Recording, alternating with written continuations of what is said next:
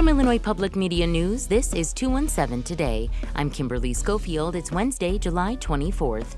Coming up, we'll learn about how some cities in the Midwest have started buying up medical debt to help their residents. That story in just a few minutes, but first, these headlines. An attorney for Sonia Massey's family says the U.S. Department of Justice is now investigating her death. Mawa Iqbal has more. 36-year-old Sonia Massey was unarmed when then-Sheriff's Deputy Sean Grayson shot her in her Springfield home earlier this month. Massey, who was black, had called 911 for help. Attorney Ben Crum says county officials initially told the family Massey's gunshot wound was self-inflicted. Massey's teenage son, Malachi Hill, says he asked authorities repeatedly what happened. And they didn't tell me who. They were just saying somebody. They never would tell me who. They just kept on saying someone shot her. They would never tell me who shot my mom, though. Sean Grayson is now facing murder charges. The Justice Department did not respond to a request for comment. I'm Mawa Iqbal. Urbana schools are working to source more locally grown produce thanks to a grant from the U.S. Department of Agriculture. As IPM's Anuliko Ochuba reports, School District 116 received almost $100,000. The Farm to School grant will support the purchase of fruits and vegetables from more local sources, including Sola Gradia Farms. Fiona Monroe is education coordinator for Sola Gradia. She says having fresh foods at schools teaches students to make healthier decisions. It also helps those experiencing food insecurity.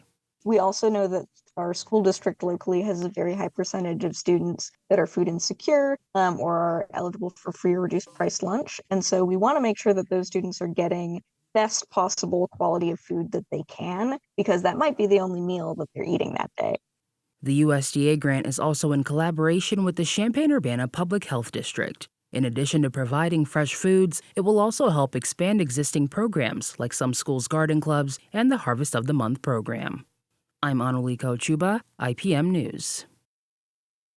Black bear sightings are rare but not impossible in Illinois. Jess Savage has more.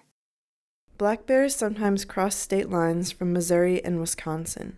State officials are warning residents of potential sightings or encounters with bears this summer. Jayette Belinsky is a spokesperson with the Illinois Department of Natural Resources. She says Illinois residents shouldn't try to run from a bear if you spot one. The bear traveled a really long distance, most likely to get to Illinois, and didn't have any trouble along the way. And the best we can do is just let it be and let it make its journey back home. She also says observing a black bear from a great distance is the best approach for this once-in-a-lifetime experience. Leave the bear alone. Just let the bear be a bear. She says to bring bird feeders, trash, and grills inside if a bear is nearby. I'm Jess Savage. Democratic Illinois Governor J.B. Pritzker is not rejecting the idea of becoming Vice President Kamala Harris's running mate. Dave McKinney has more. Pritzker's first public appearance since President Biden ended his re-election bid came on the MSNBC program Morning Joe. The governor is being mentioned among several potential candidates who might logically pair up with Harris on the fall ticket. Pritzker said he had not yet received any vetting materials from the Harris campaign, and when asked if he'd be interested in becoming vice president, Pritzker avoided a direct answer that did not rule out the possibility. Look, I love being the governor of the state of Illinois, and I've been out on the campaign trail fighting hard for Democrats to win. One strength Pritzker would bring to the ticket is his personal wealth. He spent well over $300 million of his own money on his two gubernatorial elections. This is Dave McKinney. Still to come, we'll learn about how some cities in the Midwest have started buying up medical debt to help their residents. That story is coming up next on 217 Today. Next time on the 21st show, a recent expose looked at the common use of restraint chairs in Illinois jails. And that's despite a United Nations committee saying such use might violate the International Convention Against Torture. We'll talk with the reporter behind the story. I'm Brian Mackey. That's next time on the 21st show. Join us.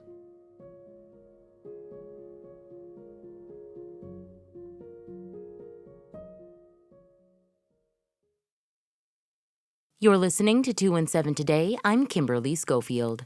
Americans owe medical debt adding up to a staggering $220 billion, according to a recent analysis. It's a vicious cycle that traps millions of people, many of whom are already sick, have a disability, or are living on low incomes. Now, some cities in the Midwest have started buying up medical debt to help their residents. So what does that mean? And how can the average healthcare consumer deal with large medical bills? SideFX Public Media's community engagement specialist, Lizzie McGrevy, spoke with IdeaStream Public Media and SideFX reporter Taylor Wisner about that. Can you put things into perspective here and tell us how big really is this medical debt problem in the U.S.? It's enormous. People get into debt after unexpected high-cost medical emergencies, like they break their arm or they get cancer. There are 58 million Americans carrying some form of medical debt, according to a study published in the Journal of American Medical Association in 2021. It's also the leading cause of bankruptcy in the U.S.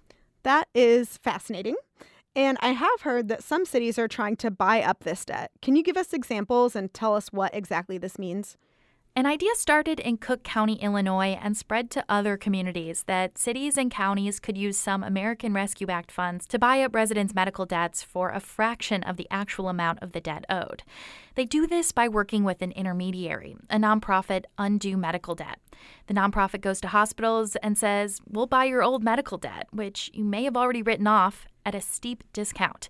And so they're basically giving the hospital money they wouldn't be able to collect and removing that bill from the person's credit history. Cities like Cleveland, Ohio, looked at it almost as a stimulus they could give to working and middle-class residents that would relieve a burden. Here's how Cleveland City Council member Chris Harsh described it. Medical debt is like a monkey on your back. It interferes with your credit score when you try to buy that house or get a car. Your medical debt could be a detractor keeping you from making those next steps in your life. Now, Taylor, on the face of it, this sounds like a great and helpful thing to do. But there are some people critical of this movement. Can you tell us a little bit more about this? Yeah, well, they really come down into two camps. People who don't think their tax dollars should go towards helping other people cover their bills. Then there's another group who are maybe more sympathetic to people who find themselves stuck with an unexpected medical bill, but who worry medical debt relief doesn't go far enough. A study came out recently that looked at the earliest group of people helped by the nonprofit I mentioned, Undo Medical Debt, and it found people who had their debt erased didn't see big changes in their mental or financial health. Undo says there needs to be more research, but they also agree, I think, with the premise that a one-time clearing of debt won't entirely fix the problem of our expensive healthcare system. Some people also say medical debt relief programs incentivize hospitals to keep increasing their prices. Because there's no direct price regulation in the U.S., hospitals can charge as much as they think insurance companies will pay. So, Taylor, for those of us who haven't had our medical debt bought up, what are some things that we can keep in mind or tips to lower our medical bills and make sure that we're not being unfairly charged? Right. So one reason people find themselves with medical debt has to do with failures from the hospital to provide financial assistance when they should.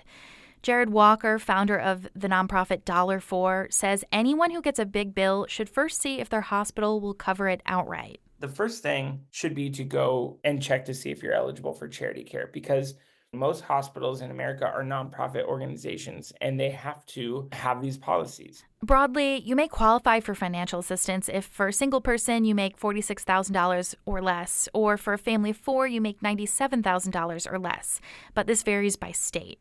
If that doesn't work, Walker says you can request an itemized bill, which breaks down exactly what you're being charged for and how much, and go through that line by line and check with billing codes to make sure the hospital billed your insurance company properly. Then if your insurance company denies a claim they should cover, you can appeal that. He also says you can negotiate your bills. He said he's never seen a hospital bill you couldn't get the hospital to lower. If that doesn't work, he says ask the hospital to put you on a payment plan. Just don't put it on your credit card if you can help it. That was health reporter Taylor Wisner speaking with community engagement specialist Lizzie McGrevy. The Checkup is a regular audio segment from SideFX Public Media. SideFX is a health reporting collaboration of NPR member stations across the Midwest. And finally, in your forecast, meteorologist Andrew Pritchard says today will be partly cloudy, a chance of showers and thunderstorms, and a high of 85 degrees. That's it for today. 2 and 7 Today is produced by Stephanie Mosqueda.